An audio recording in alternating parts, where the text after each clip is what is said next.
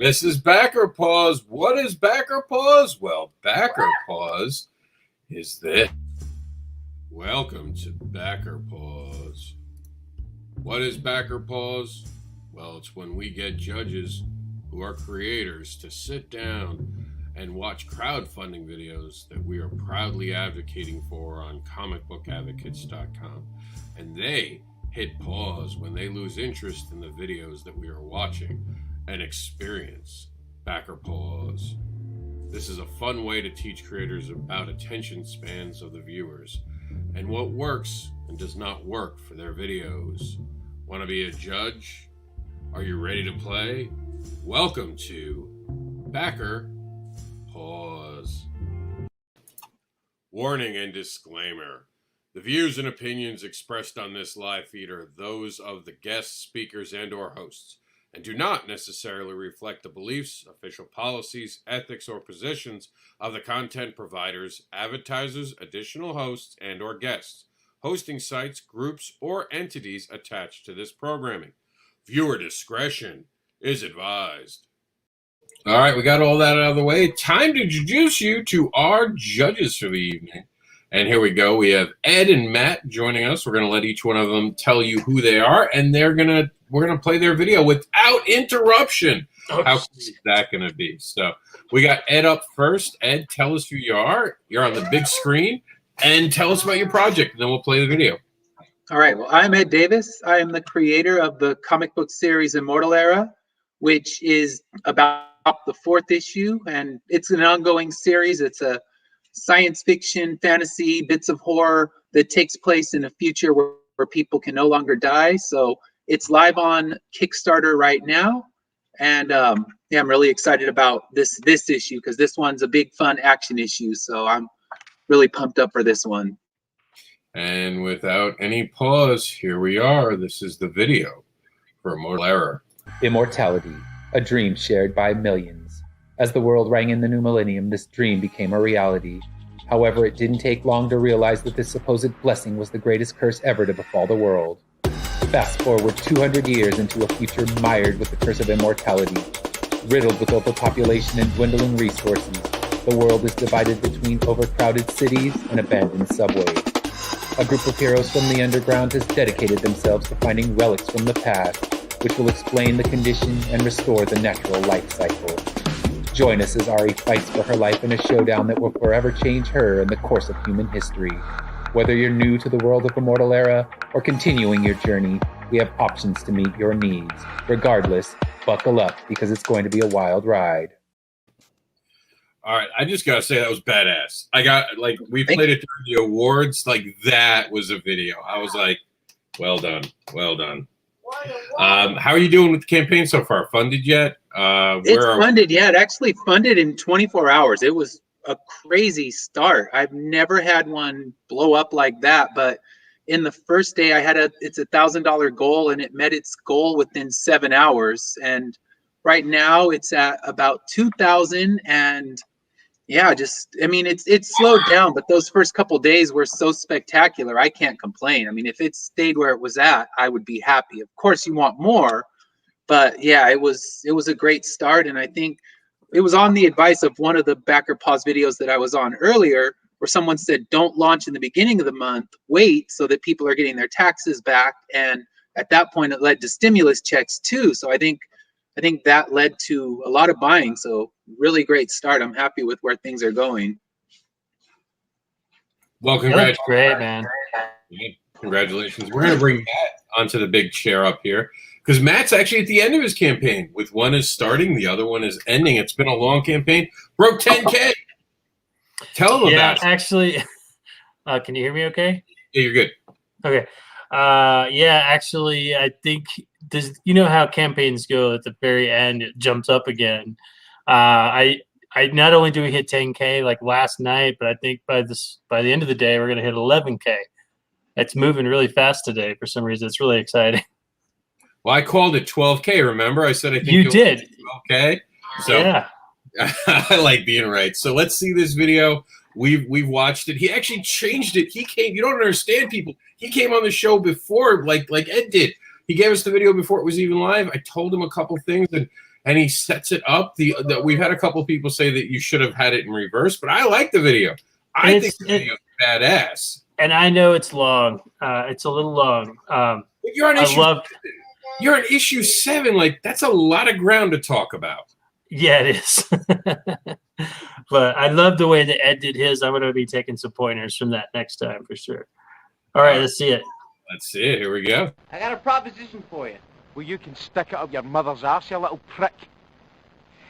I gotta hand it to you, Magnus. You got away with words. All right, let's do this. I'm excited. My name is Matt Campbell. I'm the creator of a comic book series called Mythica, which is about a group of people fighting demons and monsters in the middle of World War I. One of the main characters, Magnus McDraken, lost his entire Black Watch squad to a demon attack.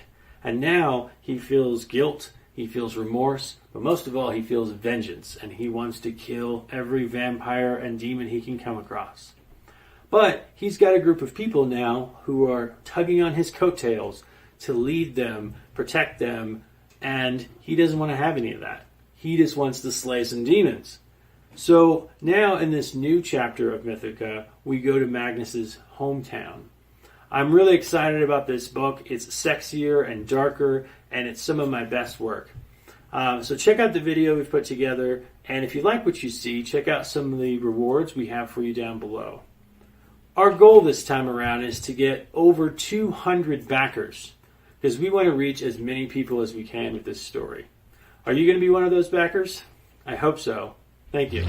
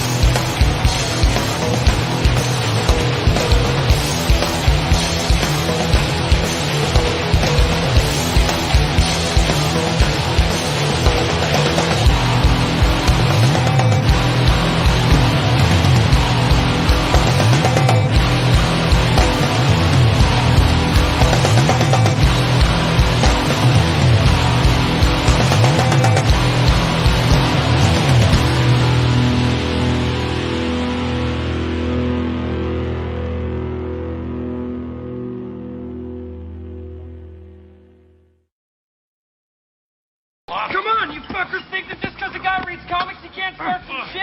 I'll fucking take all you want! Sadly, this would be the last week I can make the joke. And chicks with, figure that out on your own, kids. I love Mallrats. I can't wait for the sequel.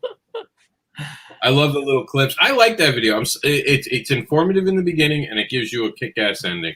I get to bang my head to metal. I'm going to miss it on the show, as a matter of fact. Yeah, you know, it's funny. I've used that song like 3 times because that was a custom-made piece of music made for me by McLean McGuire, and he was the letterer on the first 6 issues. He's also a very well-known musician, and so he did that piece, and it's sort of like this one piece of music that I own, so I keep using it.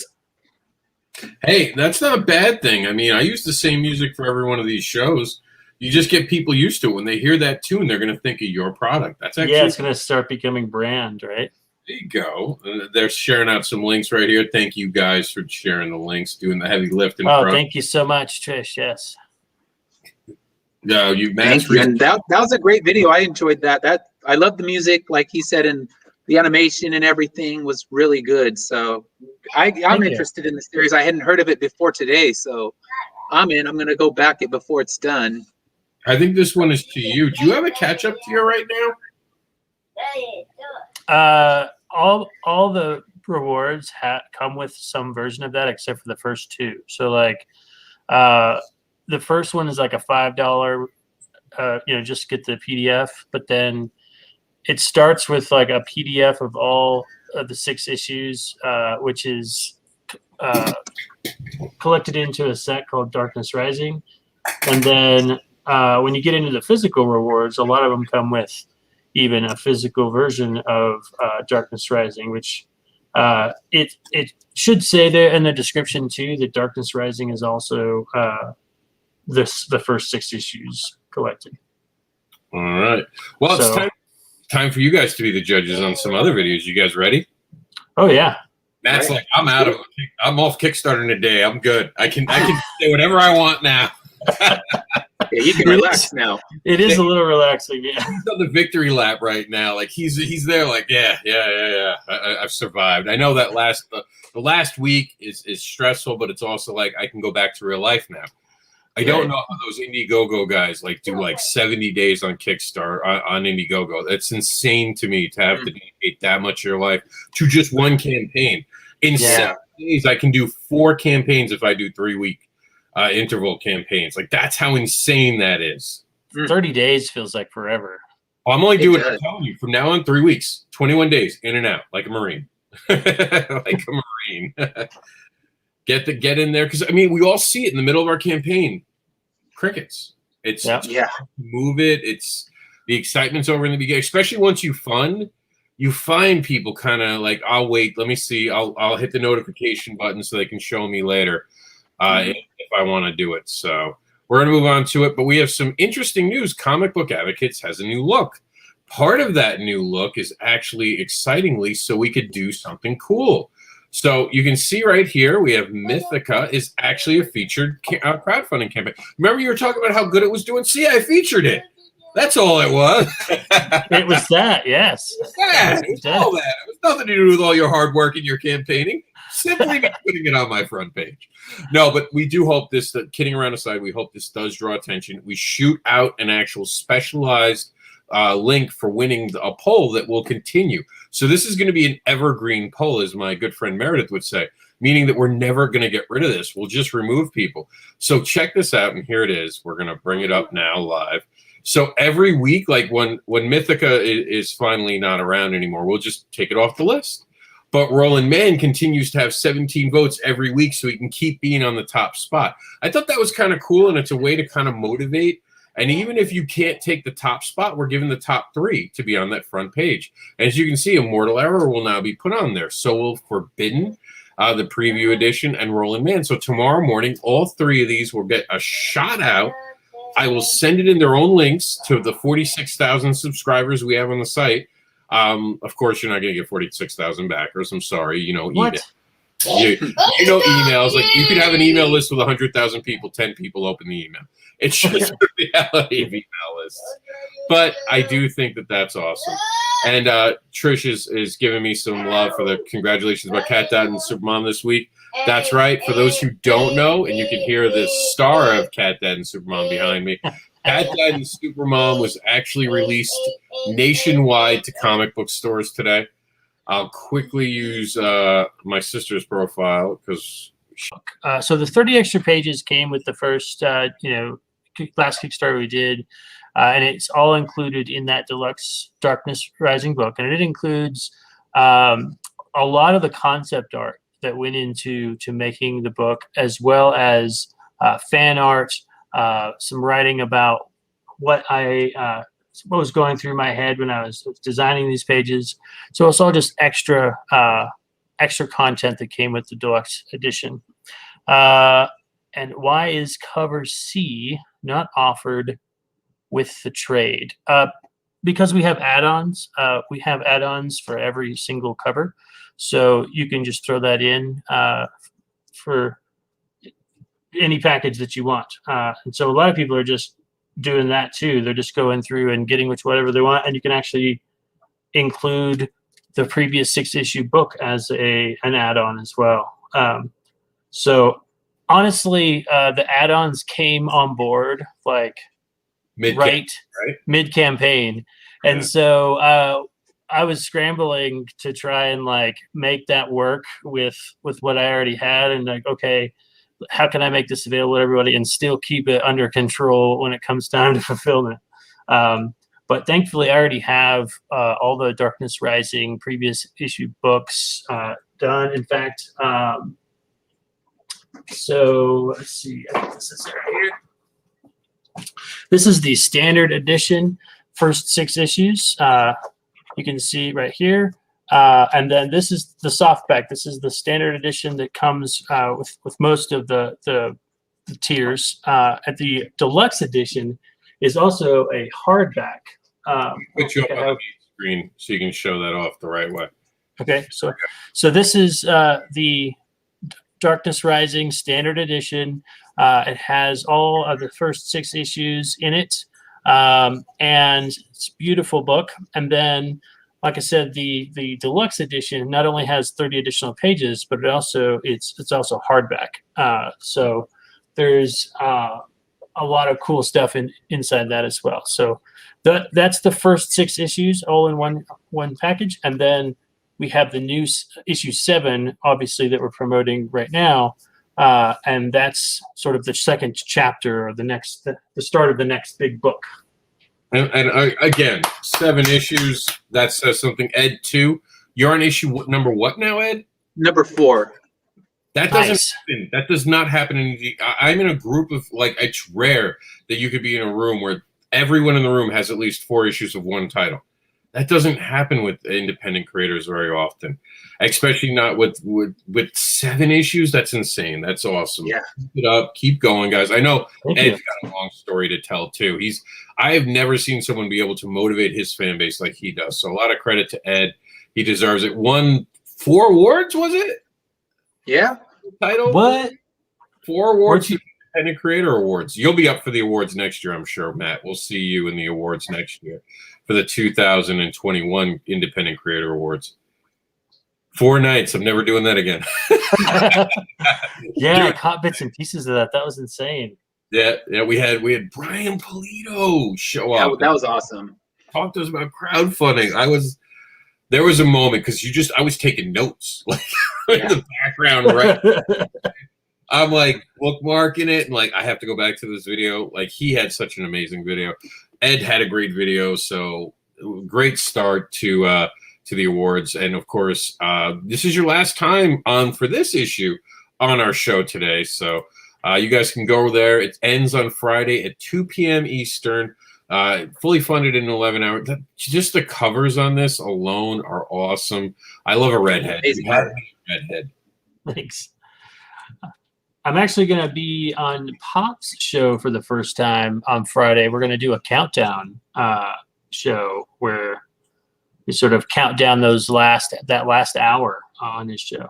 Yeah, we did a Freaky Friday. It was a weird show because someone had asked to have something removed based upon a belief that wasn't true about what content was in the book. And you'll know this because you have some adult content in your book, how quickly people make assumptions based upon what they didn't read yet.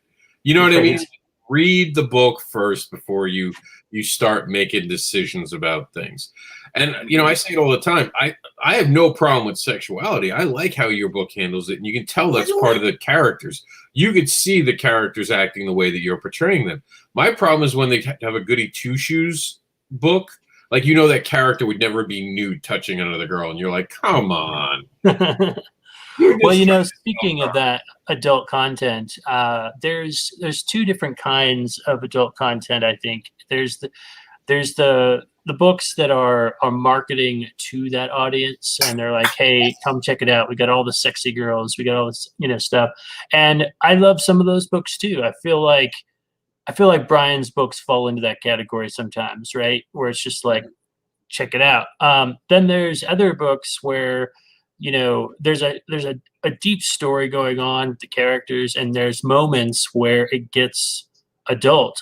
So like in issue 7, I have 2 female characters who, you know, are in a hot tub and they're naked. And when you first land on the page, when you show it, people are like, ooh la la. But the scene is about a girl who's like lost everything, her family, her parents, you know, her fiance, and she's just, it's hitting her. And this is the first time we've had to slow down. And they just got through trudging through the snow. So this hot tub room is just about, you know, warming up. And they just happen to be in this room while they're having this conversation, and the other character's trying to comfort her. And so, you know, I only really go there when it lends itself to the story. And I wanted to make sure that people know that my story has adult content, but that's not what we're marketing it for, you know? Yeah. And I can't wait to read it. I'm so excited. I'm a backer. I can't wait to get what I backed, and I look forward to reading it, giving you my opinion. Yeah, I look forward to seeing what you think. Yeah. And we're going to move on because we have some other great videos to watch. You guys know the rules. Raise your hand. Both of you have been on the show before. You both played.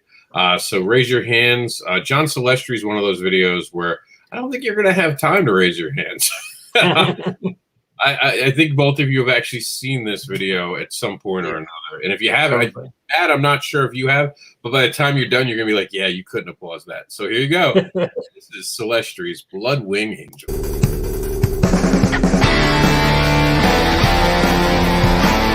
Bloodwing Angel Chronicles. The adventures of Michael, an innocent angel who is unjustly banished to the mortal realm and battles to survive amongst demons, sinners, and living dead.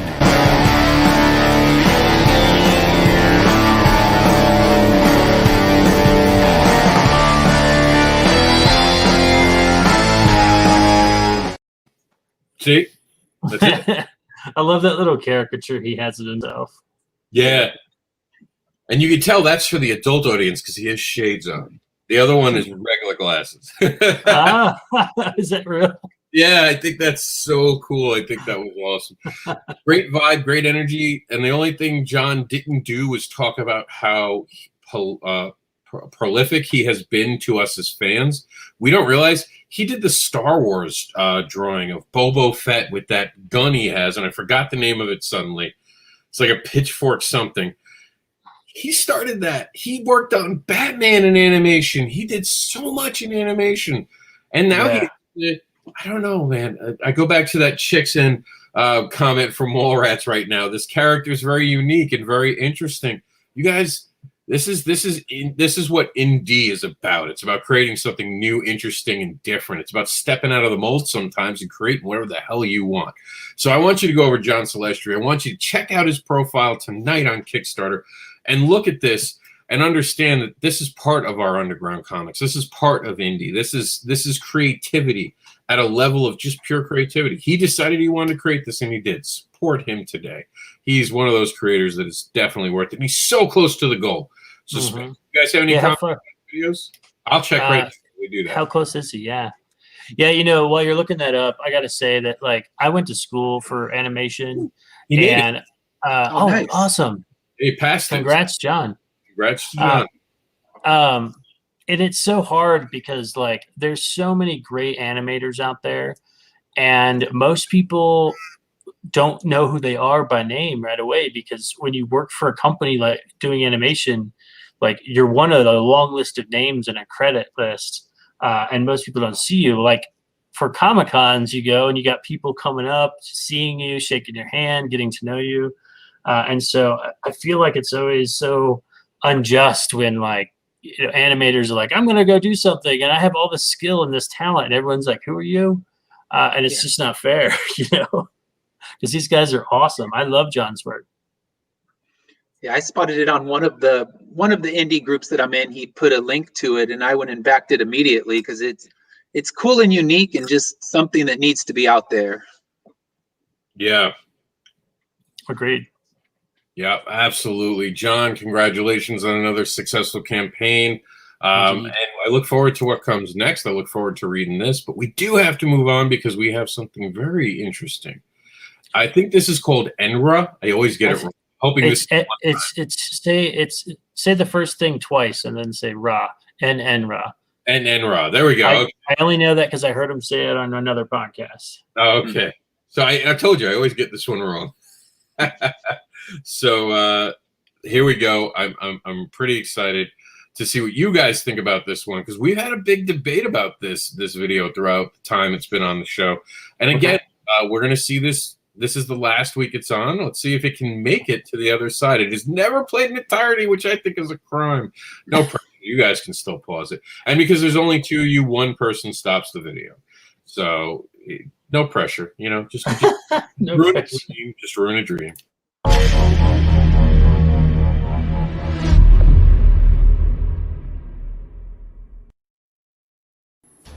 Hello, my name is Aaron. I am the writer and creator of Enenra.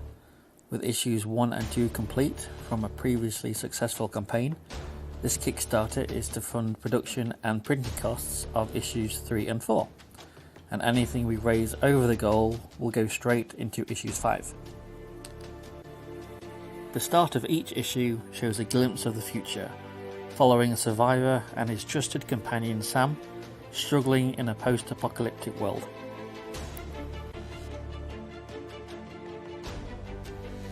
The main part of the story is set in the present time. A British Airways flight enters Heathrow airspace, yet all attempts at communication fails. Pressured by an influential third party, the aircraft is allowed to land. Dr. Richard Marin and his team are contacted and together gain entry to the aircraft. But inside, a horrific nightmare awaits. Bodies are Oh, it didn't make it on its last. I was so hesitant to it because the artwork on this thing is fucking beautiful. Wait, can I cuss? I'm sorry. Yeah, we did the disclaimer. We're good. Okay. Yeah, the artwork on here is fucking beautiful, man. I just don't need to be told like about a plane landing and every in and out of the plot. Like, save that for the book. What did you think, Ed? I liked it, and I wanted to be the one to let it go all the way. I'm like, all right, I'm not going to do it. I think the pacing needed to be worked on, and I mean, he just needed to move on a little bit faster because I think he was moving a little bit too slowly. But it had me at least interested in what was going on. You don't want to get too spoilery with your own story, so I agree with that. But I wanted to be the one. I'm like, all right, this is going to be the night that we see the whole thing. So. Not quite there, but I think just pacing is what he needs to focus on, and that's just that's the key. And with mine, I wrote way too much script and then just had to keep cutting it to make it fit in the time frame that I wanted. Because what I find is if I do that talking thing where I get on and talk, I get nervous and stumble and just it's a complete mess. So I wanted it to be a tighter video. I think if he tightened his pacing up, he could really get people intrigued. That's what everyone has said. You guys, I didn't mind it because I also like it. Just seems like a documentary, and maybe I like documentaries a little too much. It almost felt like a behind the scenes, and I was like, "Ooh, what am I going to learn?" I don't know. I never, and I have a horrible attention span. Anyone who's ever been on this show knows that I have a horrible attention span. But this one, it intrigued me. Sometimes, especially when like Matt had that background, I kept being like, "Matt, move out of the way. What's behind you?" Like the background. all my books and stuff. Yeah, I was like, move! I'm trying to look behind you. Dodge left, dodge right. All the weeks I watched it, I was kept looking at all the things in his background. I thought it was awesome. So sometimes the background matters too. I do agree the pacing is a little slow, but I didn't mind it because I like documentaries. How much more have you watched that video personally yourself? Yeah, I like it. How much more of that video is there? 20 to 30 seconds. That's it. Oh, so everyone close. just gets right. We actually played it last week because I was like, I was being the comics devil, and I was like, screw this, we're going to the very end. I played it again, and I made him sit through it. So it was our last night for Continuum. Man, I feel like a bad guy. Here we go. Here's the winner of our actual poll. Remember, Forbidden was one of the winners, so. Forbidden will be featured tomorrow, so their video actually gets played without interruption. They don't get to be interrupted, but you guys can do. Well, they get 2 minutes. After 2 minutes, I'll let you know. I don't think his is over 2 minutes, though, so he'll be safely to land. He's got just a 2-minute video, but anyone over 2 minutes, you guys will still have the right to stop it. But just as a heads up, this one you don't, because it is just 2 minutes. And where is the video? Why don't we have it? For some reason, we don't have it loaded. I wonder if it's because, well, we'll do it from here because I don't know what's going on. I can't find it in our place, but we can still play it just from. Oh, I can't play duh because it's in Indiegogo. That explains it. Here we go, guys. Oh, 1 minute and 35 seconds.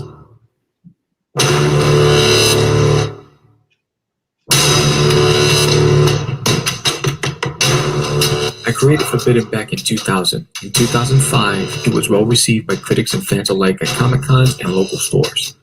My goal for Forbidden was to create an epic fantasy tale that would last for generations. I recruited a local artist, Anibal Arroyo, who took the helm on illustrating the first 2 issues, and only 2 issues back then. After over a decade in limbo, it was time to finish Forbidden and reintroduce it to the world.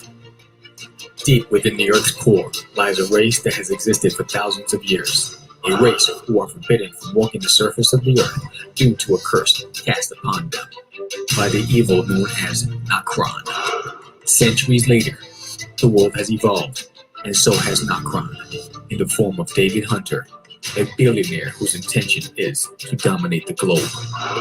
Legend has it that one day the Son of Fox will rise from the ashes of the Earth to destroy all that Nokron has built.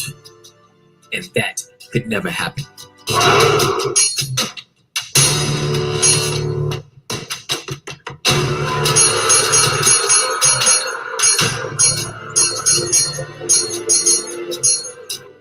right, it's just annoying at the end. But what do you guys think otherwise? I think that like he's got a good story. I think that there's when you have an epic like that, I have the same problem. Like you feel like you got to explain a lot and set a lot up in the video. So there's a lot of like, years later, and then this happened, and there's a lot to explain, and that's tough. That's a tough thing to deal with. Yeah, no, it's not easy to land when you have something that's big. It's very hard. Like even with my story, Barbara Unleashed, there's changes in each chapter.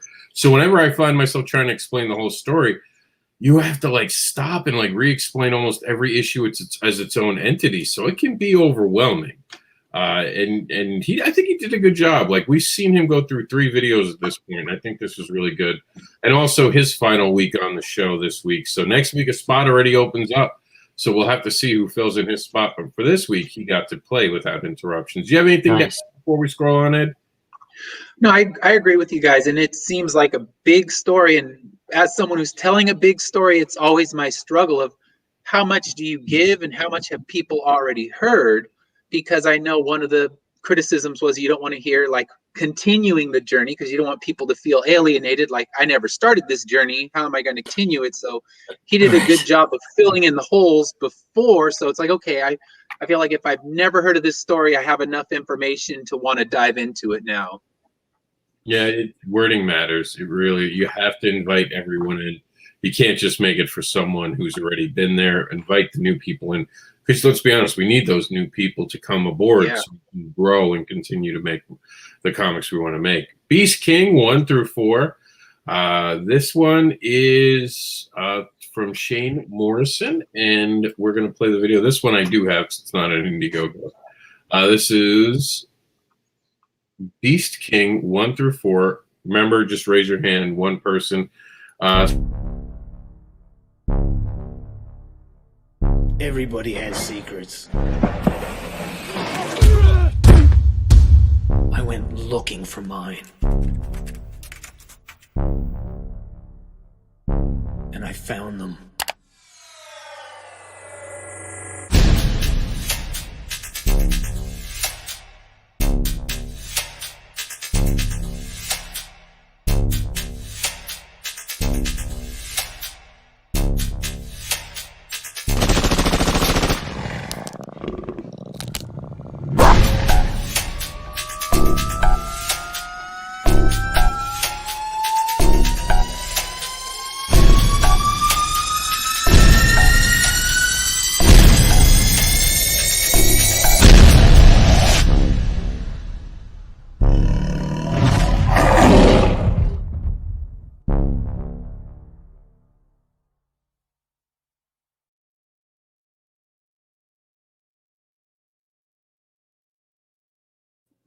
All right, you guys made it to the end of that one. What do you guys think?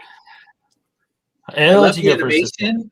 The fact that he did the entire video animated, I mean, that's pretty spectacular because I've had just tiny bits of animation in my previous videos, and they're pricey and very, very hard for the animators to do. So the fact that that's a fully animated video is good. I'd like a little bit more about the story itself, like the overall story, instead of just kind of that first person narrative that we had. But that's just nitpicking. It got me interested enough that I'm going to go and read more about the campaign for certain. There we go. I hated the animation. Honestly, it's a pet peeve. I don't like when comics are animated, unless you're pitching an animated comic, which I would never back. Because I hate animated comics. But yeah, I you mentioned that. Cartoon. I do think that this would make a cool cartoon. Now that what I've seen, it was a quality thing. I hate when people do it, but that's a personal thing. That's just an opinion of mine. It's not gospel or the written word of God, mind you. It's just how I feel about it. What did you? As someone who's animated before, I see how much work went into that animation. I feel like, a lot of time and effort went into that. I was engaged in watching the animation almost like it was a short little movie. But at the end, like Ed said, I still really had no idea of what's this premise about. Like, I know that this is about characters who get savage DNA, and I can see that in there as well. I also heard him on a show, but there's not really a lot of talk about that in a thing. So a few mentions of that I think would be more helpful. But I was continuing to watch and just sort of enthralled because it kind of felt like there was like this little mini story about to unfold. But and of course, Ed said the magic words. I was interested. I will look more into this. Yeah. That's what you want. That's what you want. That cover art is really cool. That really is, like, right there. That's what they would call the money shot, kids. Yeah. It's not the same. I don't think that's the same artist that I saw on the interior artwork. No, it didn't look the same at all. But that could just be the animation too. It's hard to say. No, I think there is a different cover artist, or if it's the same artist, he put a lot into this cover, man. Yeah, this is a work of art right here. It's a beautiful cover. We do have to move on to the Two Gargoyles Comics presents Twilight Detective Agency. This is our trailer for it, and you guys know the deal. If you don't like what you see, just raise your hands and we'll pull us out.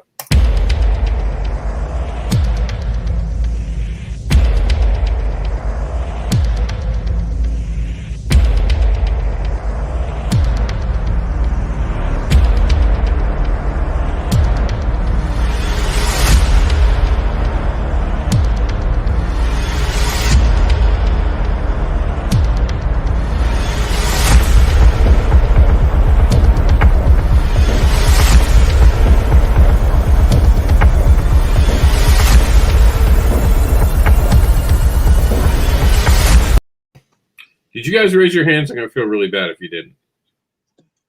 I did. Okay. Oh, okay. Because I saw Matt, and then I saw him put it. I'm like, is he raising his hand or playing his hand? But I was contemplating it. So go ahead, Ed. You raised your hand first. I think it's missing something because it's showing artwork. It's an issue 2, but it doesn't really tell me anything about where the story's going or what the story's about. I think if you knew the story, you could say, oh, okay, yeah, this is this house, or these are these characters, but I felt lost in it because there was no real narrative. It was just showing panels, and the artwork looked nice. The video was, it was moving along, but I just had no idea what it was about. So I was kind of lost on the story, and it flashes so quickly. You don't have time to read each panel and know what's actually happening. Yeah, I agree. I think that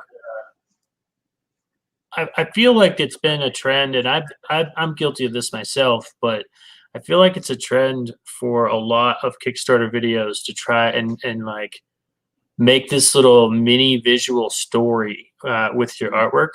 And after watching Backer Paws so many times, and after like seeing my own video and the mistakes that I made, I think that a short and sweet description from the heart about, hey, this is it, this is what it's about, this is why you'd probably like it, because it's got, you know, gargoyles and monsters, and then a few shots of the artwork and be done. I think that's the most efficient and easy way to go. And all the extra flair and animation, I mean, I did it too.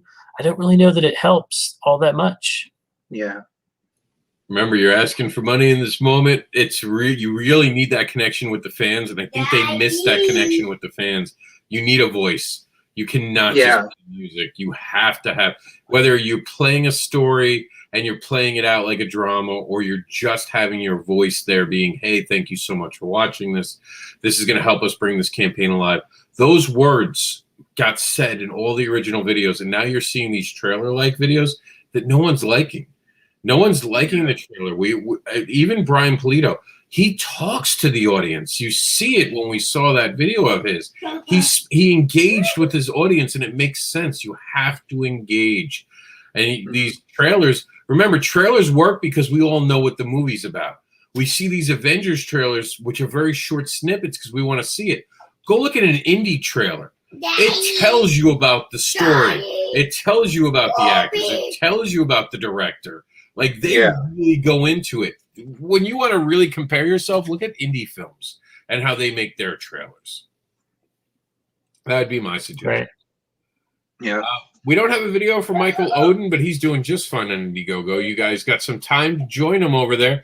It ends on April Fool's Day, but don't be a fool. Make sure you check out Moden Presents The Embrace Justice for Dead today. Roland Mann also won, so he gets to be played without interruption for his Silver Line double feature. This is going to be a big deal now, because for Roland Mann, he's had this stop because he's got to talk about 2 comics. Now that he's put the effort in and he's won one of the top prizes of being in the 3, we're all just going to have to sit here and watch it. Except for 2 minutes. Now, again, this video, let's see how long it is. This video is 3 minutes. So after 2 minutes, you guys will be allowed to pause it. So I will tell you when the 2 minutes expires. But here we go. You hear Jax in the background. He's all excited. He wants to see how long you guys can last on my friend Roland Mann's double feature.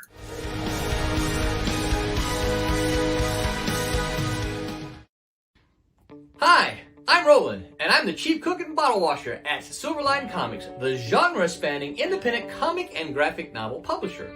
And I'm here to tell you about our newest double feature. 1, 2. Yes, that means you get 2 sweet new comics. But before I give you more details, I have to let you know, particularly in this day of unfulfilled comic crowdfunders, that Silverline is 9 for 9 fulfilling our Kickstarters on time. That's right, on time. Much of the reason for that success is because our comics are finished. They're completely done. We might have a correction here or there, or we might need to finish coloring a cover, but the interiors are 100% done. We just need you to help us get the funds to print and ship. But come on, let me tell you about the comics now. Twilight Grim is set in the city of Hallowed Heights, a town divided by a great wall. On one side of the wall live the upper and middle class humans. On the other side of the wall, called the Blood Zone, live the lower class humans and vampires. There are no laws protecting the humans who live in the Blood Zone. The only thing protecting them from death at the hands of vampires is the mysterious and violent young man named Twilight Grim. But the treaty which created the wall may soon be broken, and the city may fall into an all-out war between vampires and humans. Friar Rush is the story of a 15th century trickster demon of the same name, trapped in the modern world of New Orleans. He is devoted to corrupting men and women of the cloth and plans to devastate the masses by manipulating a corrupt televangelist. But reporter Jake McGlover and the cursed nun Seraph race against the clock and a rock concert to avert his plans. Cool, huh? Yeah, we think so. And we're excited to get these into your hands. frequent backers are familiar with our crowdfunded double features. You can now pause. They come in the form of a classic flip book. You read one side, you flip it over, and you read the other, all in one. You'll also note some changes with Kickstarter itself.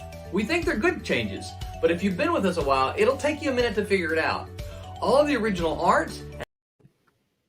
And Matt tapped out, but those two were pretty informative. Yeah, I loved the intro. Like I was actually cracking up. It felt like a commercial just came on TV for this guy's comic. I loved his approach. I loved it. Right up to the point that he came up to the camera and was like, "Hey, check it out." And then the energy just like slowed way down. I liked how he explained. I still like how he was explaining what it was about. But by the time he got to the second book, there was no more energy left. It sort of had waned off. I feel like he would have been better to like maybe come back to himself in between those two for a few seconds and be like, all right, let me tell you about the second one now. It's just as cool. And kind of refire me back up again. Because by the time I got the second one, I was like, okay, I'm not as interested in the second one anymore because I'm tired of it. But all in all, though, I loved how just great he was on camera. I think he should do more of that. Yeah, Roland's awesome. Ed, what'd you think? Yeah, I think he definitely has a good comfort in front of the camera, and it's like I watch that and feel in. As soon as that camera turns on and starts filming me for something that I know is going to be seen, I freeze up and end up throwing out things over and over again. So I like that. I think what you're saying is right, though. He needs to maybe film it in separate occasions so that he can bring the same amount of energy each time. But what he was talking about, it was relevant to what's going on with the book, knowing that it's a flip book. You're not getting two separate comic books. That's good to know because I wouldn't have known that from the get-go. I would have just automatically assumed it's two books. So it's good that he was saying it, and I would have let it keep going, but I did see what you were saying, that the energy level started to move down a little bit. So film it separately so that he can constantly bring that energy and his charisma that he has in front of a camera. Mm-hmm. And for just our watching audience, something's up with Facebook. Some of the comments I don't think are coming over. I apologize for the glitch that's been happening lately with Facebook. We're getting drips and drabs of some comments, so I apologize to our viewing audience. We do have to move on to our next project, though.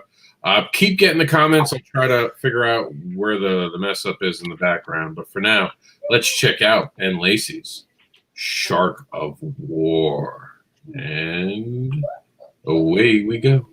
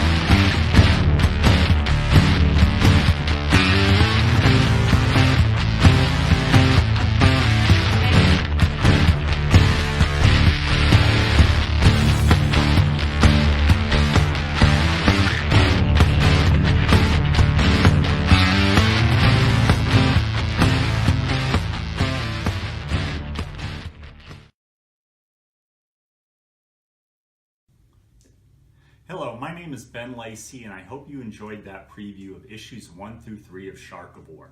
If you haven't read Shark of War... All right, Matt tapped. Matt had enough. Oh, you beat me to it. I was about to go there. Oh, Matt was like, it was done. I was just like... Matt was like holding his own hand. He's like, I'm going to let this finish. I'm going to let this... I saw him. It was awesome. Yeah, it's like, okay, it feels like it's almost done. I'm just going to let it ride. And then all of a sudden it started in on the video at the end. And I was like, oh, no. I mean,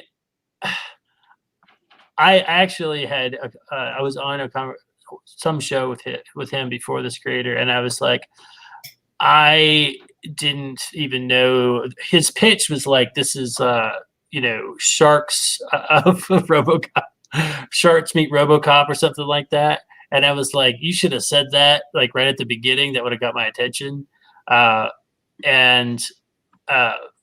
the other thing is like the reading. I mean, there's a lot of stuff to read, and when you have something to be, reading at the bottom, if it takes like a second to read it, by the time I go to look up, we've already switched to another frame. So I didn't really get to enjoy that artwork. And that's the problem with having, titles to read and artwork. So I think that was a challenge. Trish asks if we get a bonus if you back both projects tonight. You do. You get both projects, Trish. That's the bonus. 2 great projects. Nice. Oh, man. Trish, we're on indie budgets here. Yeah, you can help unlock some stretch goals, and then you get cool stickers and stuff with mine. There you go. So definitely check out both projects from our guest tonight. Check out all these projects. You can find them, by the way, by going to comicadvocates.com, and you'll be able to be taken away.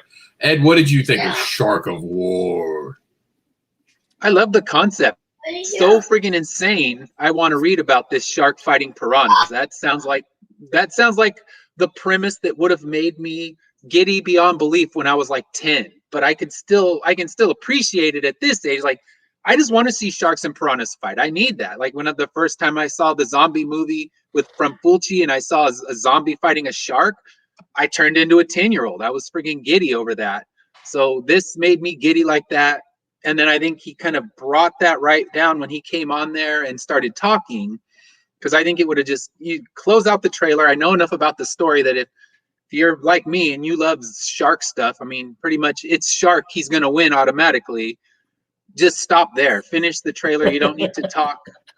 And it's hard because in the earlier videos, I always put that talking point from myself because I thought it needed to be there. And then I realized I'm just boring my audience. And when I look at the algorithm and see that, most like 80% of the people didn't finish the video, I'm like, I know where they turned it off. When my awkward ass got on there and started talking, they turned that video right off. So like, sell me on the sharks and piranhas. That's all you need. I'm in.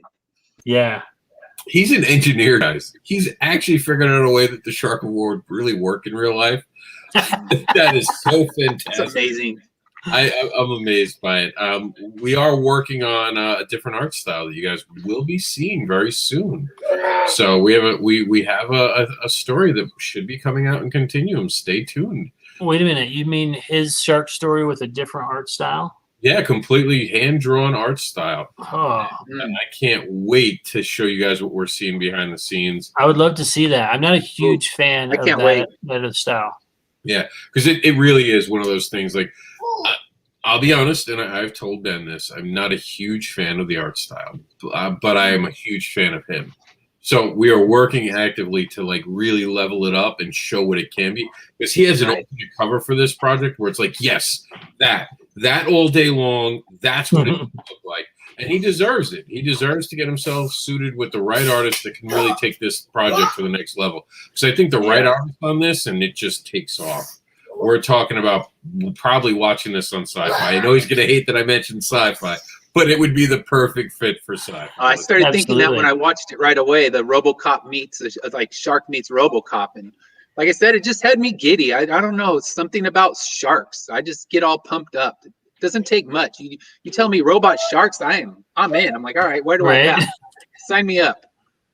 Newly added, do you guys want to play Paper, Rock, Scissors and Stuff Wars #4? Let's check this out. All right. I haven't even watched this. So I'll play this round with everybody, and I'll tell you when I would have tapped out. But here we go. I didn't even watch. I just made sure it didn't have copyrighted music, but now we're going to actually play it and see how long we can all last and see what this project's about.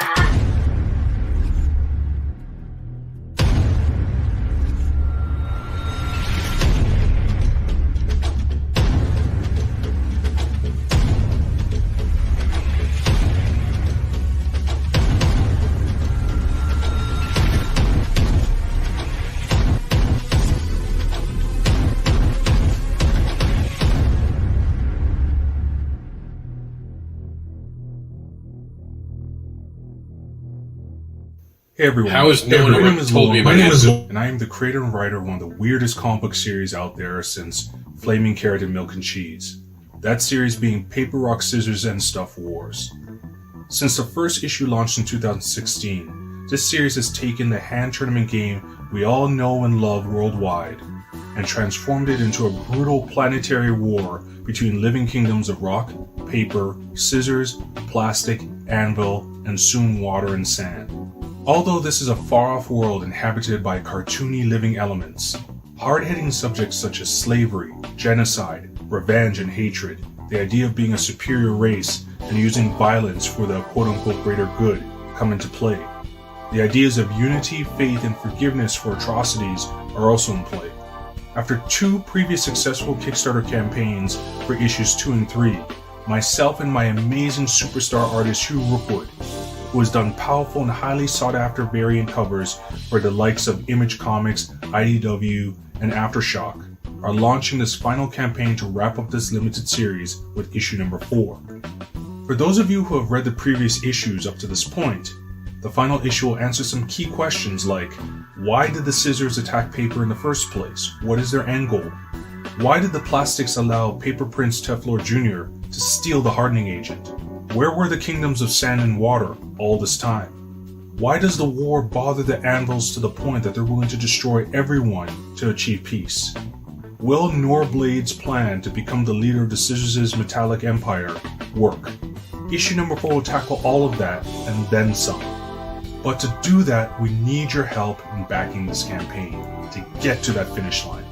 And to ensure you get our very best, the best we can offer, we reached out to some amazing new and legendary comic book artists to provide variant covers and pinups. We hope you'll join us on this crazy journey and help complete this limited series. We have some big plans in store for this concept once the trade paperback is completed, and we want you to be part of it. Thanks for your help, and all the best. Now, Matt did tap out, but because there's 3 of us playing this round, it took 2 to stop it. 2 did not make it. I'm all in. Are you kidding me? I'm all. Oh my! I need this in my life. I love this. No, I didn't understand. Like Anvil beats. How have I not known about the Anvil? I could have won so many games. Yeah, I mean, I loved it, but I loved it like a minute ago. I was just too into it, dude. I was like, oh my god, how have I not known about? Like I felt like I failed my life not knowing about this project until today. Like I've been told about this for a week. I've been setting it up for a week. And now I'm like, you failed, bro. You you failed yourself. Like if you were the arrow, you'd have to look in the mirror right now. You have failed yourself. That is my, I have to take a break. I'll be back. Ed, go ahead. Yeah, I think it's such an interesting concept. I need to know more about it, and the fact that he's finishing off the whole series, that I can you can back this and get the whole story. That's always a plus. Mm-hmm. So it definitely piqued my interest, but I do think the energy level could have been brought up a little bit when he started talking, when it wasn't just the animation. But that's just me, because it's still I think the concept sells itself, because who's ever heard that book before? Who's ever heard of that concept brought into, a intergalactic war with paper, rock, and scissors, and then, like you said, anvil out of nowhere. So definitely, I need to know more. That's for certain. Rock Lizard Spock. What is that? Oh my life is changing. Right on this program, there's a game. Trish, we have to talk. But this book, he got me. No, I agree. So I know I tapped, but only tapped because I was like so ready to just move on and go. But the animation, or not the animation, the artwork on here is so smooth and fitting of the storytelling. When you hear the premise, you think, okay, this is crazy, ridiculous premise. The artwork fits it beautifully. It's very, smooth and cartoony. I can see this as a Cartoon Network, kind of show. I feel like if he could team up with the right people and have the right music and the right voices, this thing would just explode. Because his voice was explaining it well. All the information was there, but for what I'm looking at, the visuals, I expected some awesome animated Archer voiceover and be like, check this out, it's so awesome. And if he could find that, I feel like this thing would just explode and he would get all over the map. It's a cool concept. And he's right. Yeah. Just like milk and cheese, like fun styling. Flaming I love it. Flaming carrot. Like, yeah. How do I not? I'm an advocate. Like, I really feel like I have failed myself and so many people tonight. You don't know what flaming carrot is? Is that what you're saying? Yeah, I've never heard of it. Oh, wow. Tonight's my first night hearing about the flaming carrot. Have you heard of milk and cheese? Yes, I did hear about the milk and cheese. I've heard in passing about milk and cheese, and someone said I would really find it funny. And right now, I have to agree. I think I really would find it. I know someone once told me something about flaming carrot, but I thought they were being facetious with me. I didn't realize that there was an actual book called The Flaming Carrot. And now, like, my life has changed. And forever it's different. Forever it is different now, Ed. I'm telling you. We're going to have him on the show. That's it. Now yeah. To bring him on. Somebody needs to reach out to this guy and team him up with, like, I bet you that John knows some animated voiceover people. And they should get together with this guy and, like, put some stuff together because that's a cool concept and cool artwork. It really, like, kudos. We're going to get him on the show. He's been emailing me. We're going to make sure he's on the show. Speaking of actual plays, like this next video plays out like like you're talking about voiceovers. So we're gonna get a little theatrical right now with you guys with Shadow Hunters Bite Me, and this is on Indiegogo. So you guys will be in the room the whole time. We can do this mystery science theater style. If you want to say something, just call it out while we're watching because Indiegogo we can't download the videos because they're YouTube, so we'll be live while we watch together. Oops. Is the council's. Gotta rewind it. There we go. Lilith created the vampires. The vampires created the clans. Order! I call for order! Gemma, you stand here today before the Great Council for your act of defying our sacred laws of freedom. No vampire would dare defy the clans of the High Council. You will submit to feeding by force if necessary. This is the Council's final decree. But I'm not really what you would call a traditional vampire. You can't stand against the council. They won't allow you to break our laws. What the hell does it go to me? Okay, fine. So you want to drink blood? What kind of life can you have as a half-clan? The choice is easy. I'll drink beer. She is too powerful to allow her not to become one of us. What? Do you really want her to become full blood and be even more powerful? No. I want her dead. Escalated quickly. What is happening?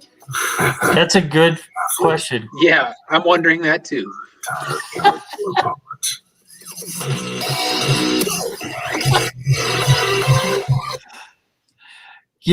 was a lot of time spent on voiceover when all they had to do was say, "We have a story about vampires with tits and ass." You'll love it. Done. Yeah. 10 seconds. Like sharks and piranhas. That's all you need to say. Exactly. Look at this ass. Tits and ass vampires. Again, all you need to say. You don't need to do a whole production. I'm in. And there's some people sucking some stuff. So come on in. Right. Yeah. Now I have no idea what the story's about besides, like you said, tits and ass vampires. The narration and the production did nothing to make me understand it better. So I think there should have been some sort of explanation. I mean, I know there's kind of a half-breed vampire, I think, but yeah, I'm a bit lost.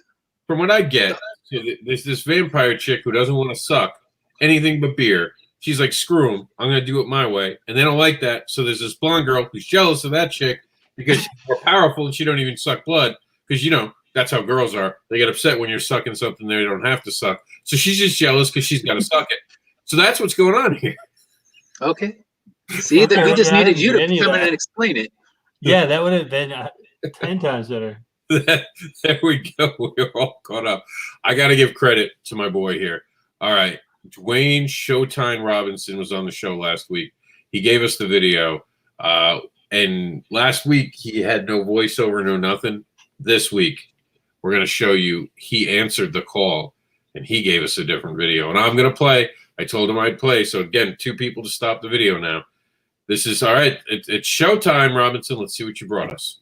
Hello, my name is Dwayne Robinson Jr., and I am the owner of Animation Comics and Entertainment LLC. Please allow me to tell you about 2 of our comic book titles that we have available for our Kickstarter campaign. The main character in Salvation is Vaughn. He is a relic, which means that he has demon blood and human blood within him.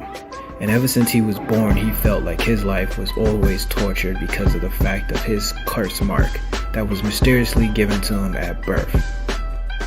And because he is a relic, Vaughn is hated by humans and demons alike. Now Vaughn is in search for a powerful shaman named Solomon that he believes that can finally remove this curse mark that was given to him. Will this powerful shaman named Solomon give Vaughn the answers and salvation that he desperately needs? Or will it create more turmoil for the tortured soul named Vaughn? Find out in our Salvation series, issues 0 and 1. Next up is our werewolf story, titled Nightfall, Michael's Awakening, issues 1 and 2. This story is about the main character, Michael Vash, who believed that he was always a normal college quarterback until his mom tells him the truth about what lies within him. Now Michael is feeling conflicted and unsure about what to believe.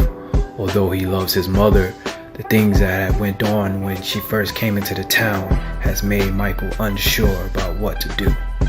In Nightfall, Michael's Awakening issue 2, Michael finally gets more information on what exactly is a legacy line and how it differs from other werewolves that reside within the world.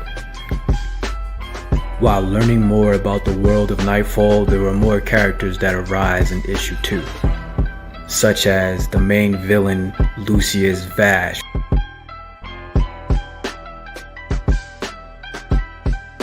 Nightfall, Michael's Awakening is about family, love, and sacrifice. I hope that you enjoyed our Kickstarter video, and I hope it gave you a better understanding of what our comics were about. Thank you for watching.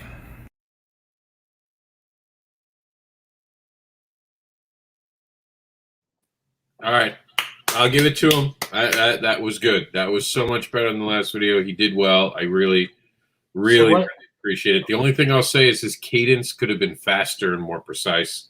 The only thing I'll nitpick is that you could have made that shorter by just talking a little faster. That's the New Yorker in me. Time is money. Give it to me. Hit me, hit me, hit me. Besides that, perfect. Perfect. Nailed it. I even like the beat. The beat kept up. And that was the one thing that was working in his case. The way that the beat was going kind of allowed for a slower pace. Yeah, they matched pretty well. Yeah. So well done, man. Well done. What did you think, Matt?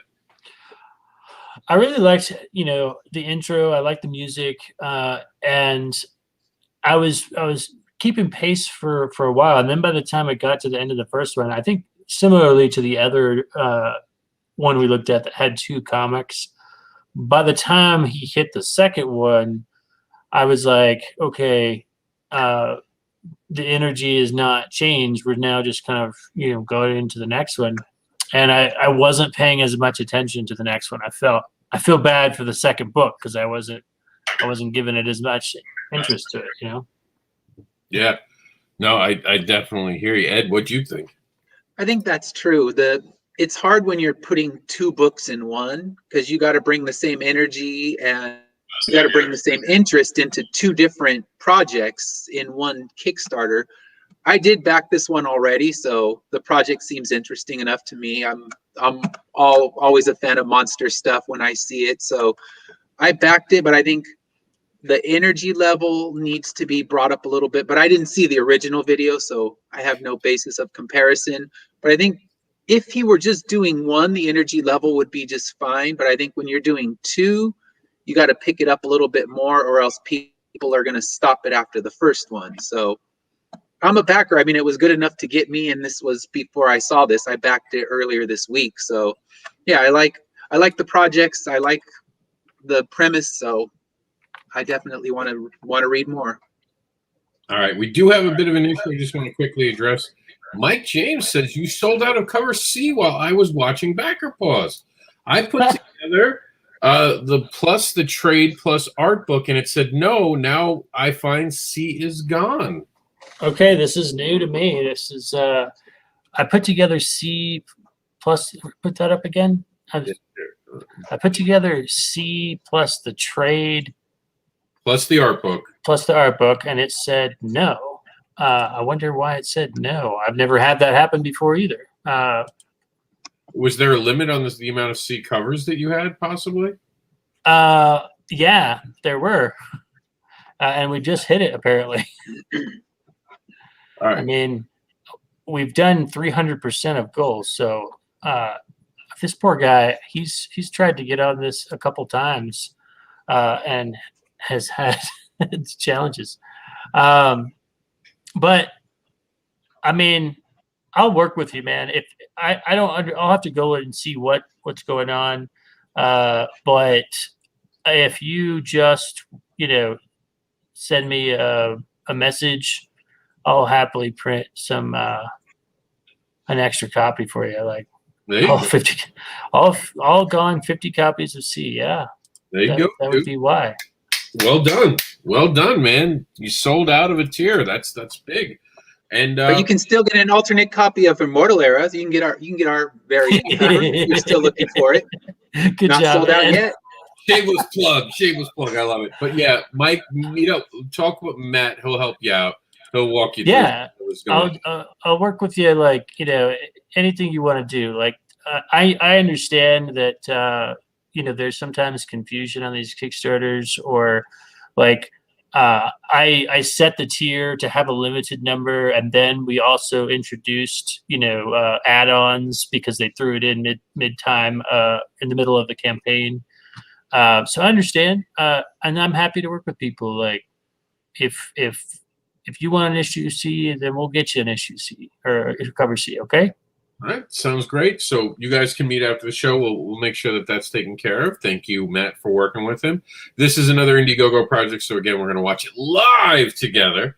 This is our good friend JD as he explains the Oswald Chronicles to us. This is My Time with Clive. Hello, everyone. This is JD Calderon, writer and creator of the Oswald Chronicles, and I'm here to tell you of one of Oswald's greatest and wildest adventures. This series of stories occurs during the Clive cycle of stories, when he's traveling around Dream with a young babe called Clive. And these two particular stories are the third and fourth stories within the series. The first one is In This Town Something Creeps, and the second story is I Awoke in a Stranger's Dream. In this town something creeps.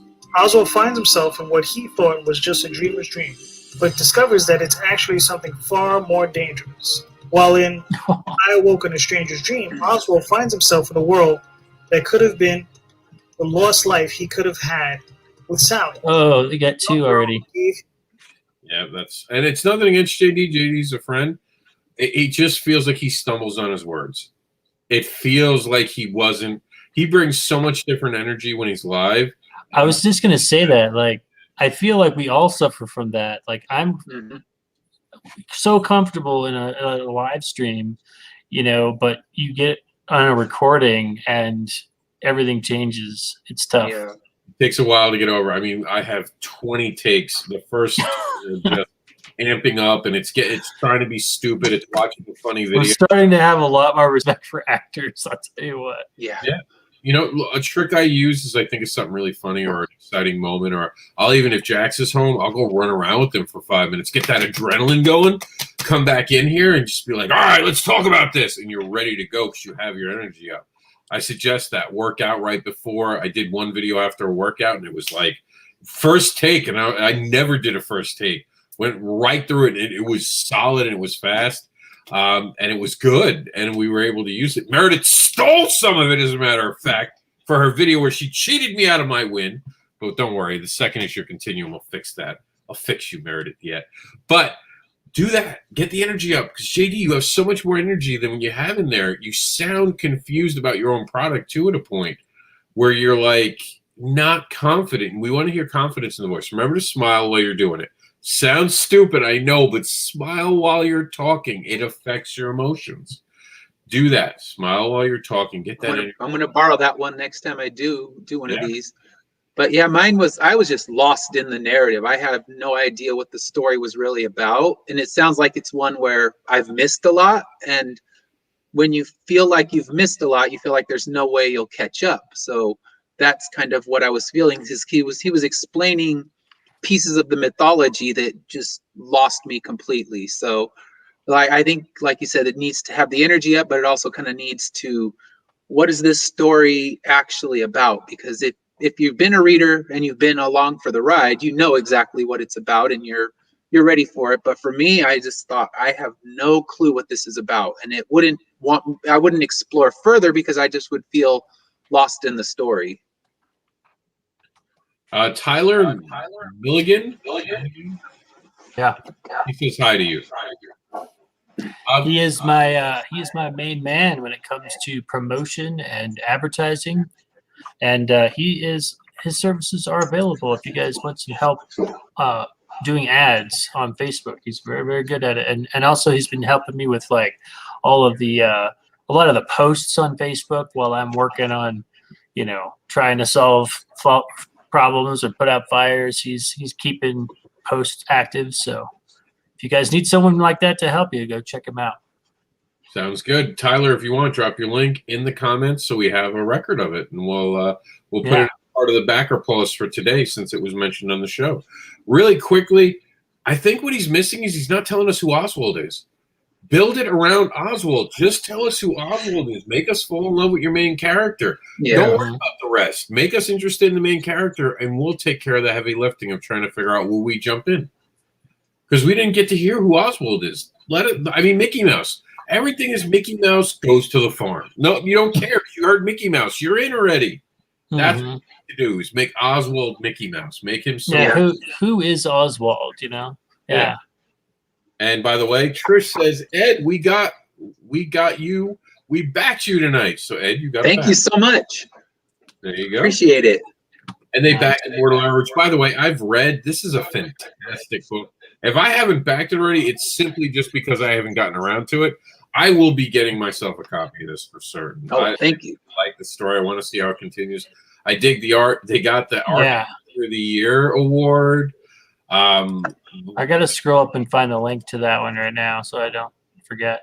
Well, you can always get it by going to comicadvocates.com. Oh, I just found it because Mike is the link master in the comment section. Thank you, Mike. Thank you, Mike, for that. All right, I may be back in this one for sure. Thank you so much. It's great. It's really I was blown away by how interested I was in it. And have you ever watched Torchwood? I've never seen it. People have brought it up to me in different interviews, so I know that they have an episode with similarities. One season that does this, and it's great, and I love it. Check it out. You'll dig it. It makes me think of that, and that's exciting because I connect something I'm a huge fan of with something you did. The artwork is beautiful. Yeah. I love the art team. I think they're just right now they're firing on all cylinders. We've been working together now for about 3 years, so I think the art team has really found its groove, and it's not just trying to find ways to make it work and trying to trial and error. It's like the artist can trust that if he thinks a tweak will tell the story better, then I'll say go for it. Yeah, just check out that architecture. This is beautiful. Yeah, holy shit. Yeah, I'm telling you, this is when he first brought it, because I found Ed by him actually just coming up and asking me, hey, he's like, can you help talk about my project? And I saw it, and I did a review of it, if I remember correctly. I was blown away by how good this is, Ed. You really did yourself a solid here with this. This is a fantastic story that I'm excited to continue on. And just look at that art, man. And the characters jump off the page. As a writer, I always look at characters, and I'm very bored by the fact that people don't know how to write different tones and cadences with the way the characters speak. Ed does a good job with that. You just read what they said, I could tell you which character it was by the end of the issue. Is that guy got another hand hanging off of him? Yeah. What's that about? Basically he cut it off and realized he might still need it later, so he packed it away for future use. I'm very intrigued now. And it's Robohead. Yes, there's our decapitated head character. Nice. Oh man, great job, guys! All of you did a fantastic job. This entire team. We're gonna get back to the videos. We are running. We have 9 minutes to wrap the show up, but I wanted to show the art. He won so many awards, we had to stop and look at it. Yeah, All glad right. you did. So I'm warning you guys right now. If you don't like explosions, this is not the video for you. I know. Here we go. A cop and a cat alien fight crime in a fake 80s Miami on Mars. Get ready for action. Pull up and strap yourself in for the cheapest action trailer ever made. Mars City Vice. Now with more explosions. Oh my God. Oh, and even more explosions. What? Brought to you by the troubled minds of Chris Webb and Craig E. Sawyer.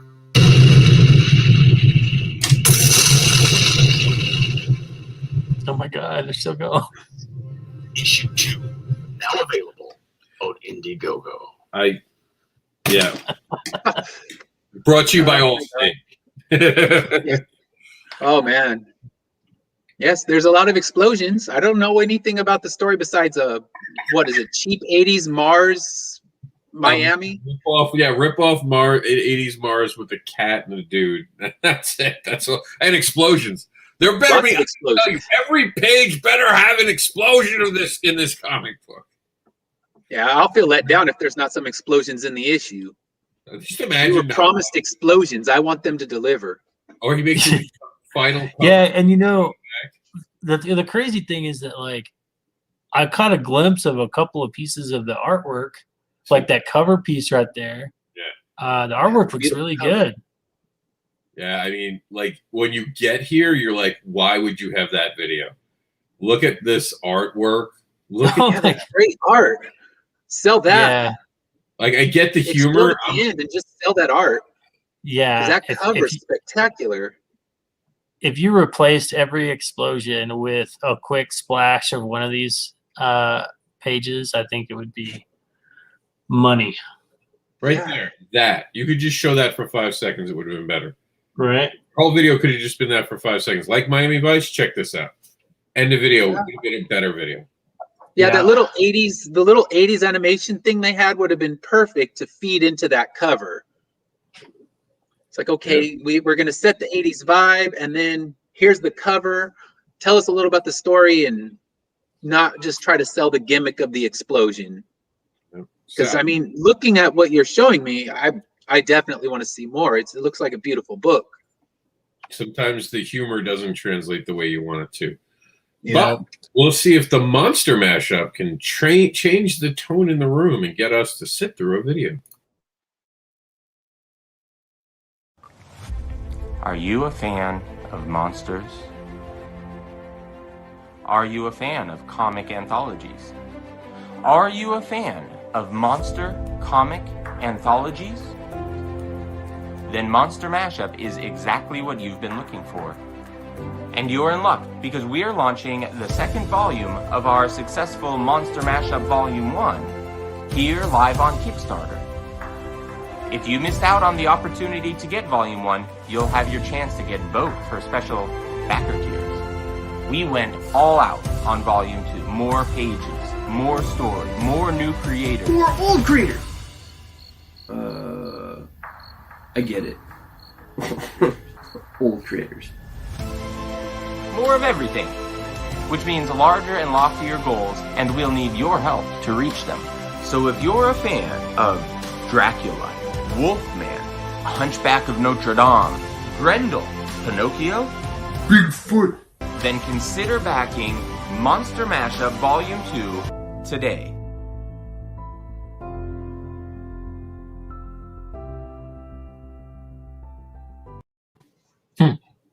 The only thing is I don't know what the story is. There's a whole bunch of them, I think. Yeah, anthology one. So I mean, I definitely like anthologies. They're good quick reads, so I tend to back a lot of those because you can sit down if you don't have 20 or 30 minutes to read a book. You can knock one out in 5 minutes right before bedtime. Toilet reading, sadly, you want to put them what they're at. And I would look into it. I swear the guy in the suit almost got me both times. I'm like, I'm going to raise my hand on him if he's there too much longer, because took me out of that moment. But overall, I mean, it looked good enough where I love anthology, so I'm sure I'll go and check it out. All right, guys, we're heading into the later part of it. If you don't have anything to add to that, Matt, we're going to move on to Alpha Dogs. No, I'm good. Go ahead. All right, so this is Alpha Dogs, brand new to the program. Let's check out what this pup has been up to.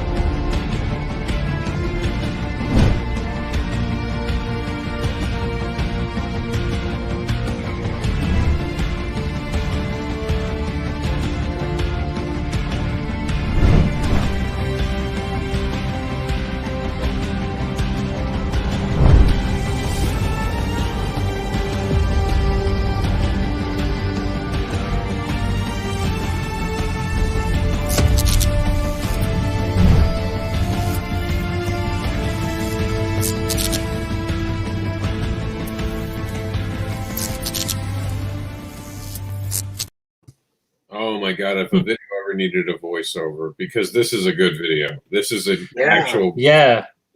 Dude, the artwork is awesome. Like that first scene with the blood, like they were zoomed in on it for way too long, but like I was just like, oh my God, that's beautiful art. It is. And then it kind of drug on. Again, I think they're like trying to show this animated short when there's a point in there where it starts saying, a dog with a pit bull with powers and a woman this, like that's the stuff I needed to know. Let's get some voiceovers, tell me that stuff, and show that beautiful, beautiful artwork. That artwork is so good. And put your studio title at the end of the video. You're losing me when you're taking way too much time to start showing me the art, like Matt's saying. Jump right into this amazing art. Because, I mean, the art itself kept me engaged in this video. I wanted to tap at points. Again, not a huge fan of making it motion. But this was livable because it stays in the comic book realm. I didn't feel like that was trying to act like it wasn't a comic book. But, I mean, beautiful art. And I'm a dog lover, so this is not a hard one to keep me entertained. And I kept justifying the non-voiceover. Well, dogs don't talk. And then the dogs started talking. I'm like, shit. All right, I can't justify it anymore. They need a voiceover. You know, you can find someone with a pretty talented voice if you need it. Just around the corner. No, but seriously, a voiceover for this? I think you would make a good pit bull. Yeah, thank you. I think this is awesome, though. The art in this is fantastic. This looks like a well put together. This looks like I'm checking out something from Marvel or DC, honestly. Yeah, that artwork it's really good. And the story, its story seems interesting enough, but I could see this with a Marvel or DC logo on it and not be surprised. All I can say right now is all I want is RoboCop Shark versus the Alpha Dogs. I'm saying someone make it Sign me up for that. On the planet of paper and rock. Do it. That's what I'm talking about. All right, so we don't have a couple videos for the. We have 3 whammies with no videos whatsoever. We have The Dancer, a psychological martial arts thriller. By the way, she doesn't need it. She has over 300 backers. Congratulations. Oh, wow. A dancer assassin is forced to deal with her childhood trauma of witnessing her parents' death. Check it out now on Kickstarter. Join the 300 people who have already said yes to this great project. Over on Indiegogo, there is Cluster Fudge. Witness the fall and redemption of Cluster, a retired superhero trying to make up for his past. That sounds cool. I wish we could play the video. There's a copyright issue on here, but check out the video on your own. Definitely worth the watch. And this has no video, I don't think. Let me just double check. Last I checked it a couple days ago, there was still no video. Yep, still no video. Getting close to the goal, 55 backers, 36 days to go. A little bit longer of a Kickstarter. We're not used to seeing those longer ones. This is Apex 1 through 25. We will have him on the program next week. So maybe we can get him to do a video. We've done that in the past on Backer Pause. We've had people actually film their videos live. Why not with him? Maybe we'll get him a video. We'll see next week. Tune in. We're on our last video for the night. This is from our friend Aaron Henry Jordan. He presents us Wolfbane, issue number 1. Brand new to me, so I'll play this round as well. This is on Indiegogo, so we're going to be live while watching it again. So here we go. This is Wolfbane, the trailer, and away we go.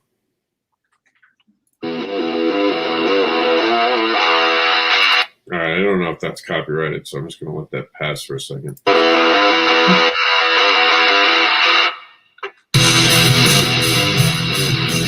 No, I don't think that's copyrighted.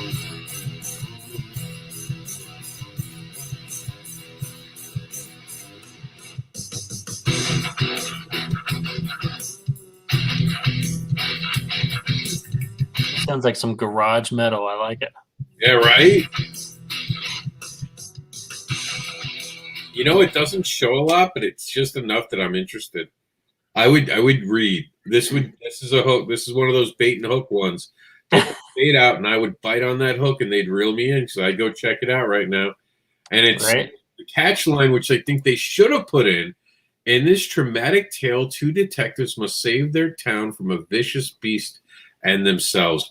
That's a great tagline. Yeah. That's a golden tagline. Like, that should have been at the end of the video. Mm-hmm. And just real quick, just keeping up with the house cleaning now. In Demand still has Only Death Can Save Us. I think time is running out, though. He has some huge news coming. Let's see if it's still in demand. Get it now. Time is running out.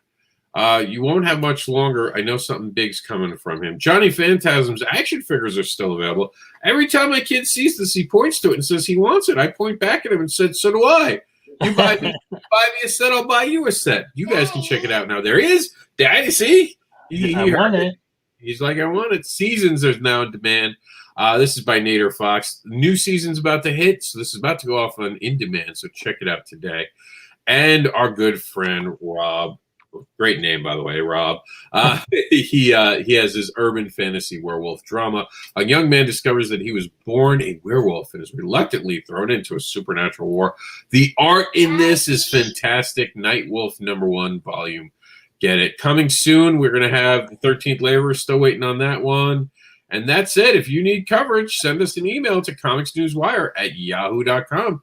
That's the end of the show, guys. You guys can tell them where to find you guys.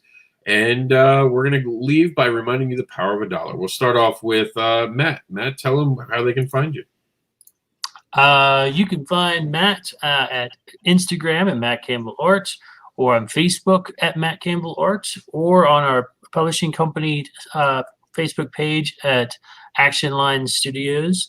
Also, that's our website is Action Line Studios. So actionlinestudios.com.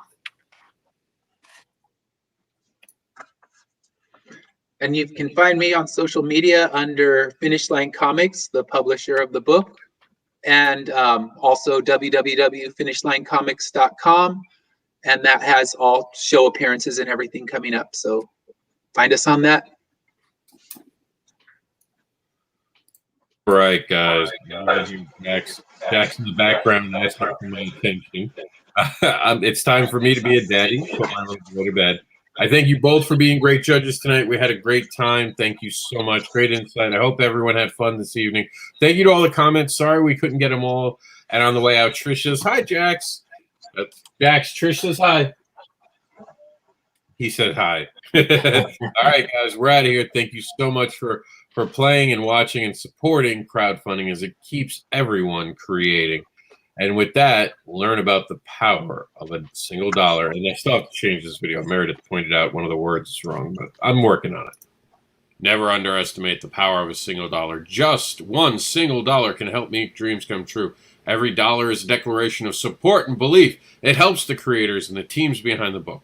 Just $1 helps create new worlds and keeps creators creating. And if you're going to be creating something on Kickstarter or Indiegogo, get Kickstarter for the Independent Creator, second edition, a practical and informative guide to crowdfunding by Madeline Holly-Rosing and Christy Shin. It is an amazing book that will help you navigate the ins and outs of crowdfunding. All right, guys, that's it. We're out of here. We'll see you next week on the 31st. And make sure to check out the news at 11 on Friday for Weekend